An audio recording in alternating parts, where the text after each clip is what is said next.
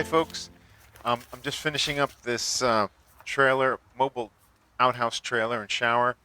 Last thing I have to do is bring it into place and level it up so that all the water systems can work correctly. Once I get it level, then I can show you how the water is. So on the top of the roof, I have a solar panel that has copper pipes in it for the hot water to get heated up, and that's connected to a converted propane tank that I'm using as a water tank on the top, that one right there. And so the hot water moves via convection up into the tank, and it keeps getting hot. And as it gets cooler, it circulates back down through the panel and gets hot again. And then that line runs down to the shower head. But then there's also another line that runs from this smaller tank right here. That's just the cold water tank, and that can be mixed with hot water in case it's too hot.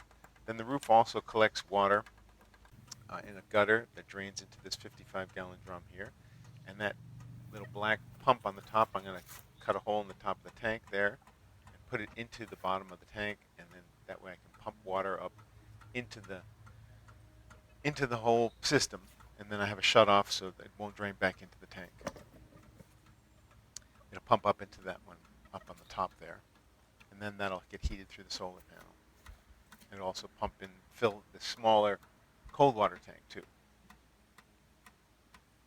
That way I can take a shower in the sun or after the sun's been out for a little while on those colder, chillier days.